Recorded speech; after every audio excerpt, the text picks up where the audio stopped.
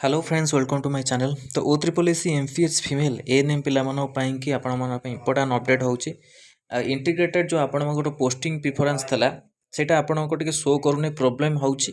तो ता पई कि आपण मानकर कहार होची टिके आपण कमेंट सेक्शन रे कहि परिबे। एठी देखंतु गोटे कैंडिडेट को शो करूनी the manage post preference based on your personal priority select post रे आपन को सिलेक्ट आपन को किछि शो करने पोस्ट चॉइस रे किछि होउनी। तो आपण माने जाय कि टिके चेक करंतु आ कमेंट माध्यम रे कहंतु कि होउची कि नै। आ आज रहिलानी 11 तारिख हेलानी आसिकी आउ 15 तारिख रे आपन को डॉक्यूमेंट वेरिफिकेशन ता भीतर जे आपन बहुत न आसे तो प्रॉब्लम रे पिला माने टिके रोछंती टेंशन रे रोछंती।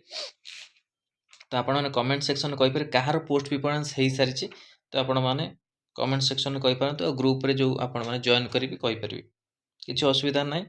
आउ पोस्ट प्रिफरेंस आपण माने जो वीडियो अनुसार करथली आपण पोस्ट प्रिफरेंस देइथली आपण देई परिबे नले आपण को निज पर्सनल हिसाब रे आपण माने पोस्ट प्रिफरेंस देई परिबे।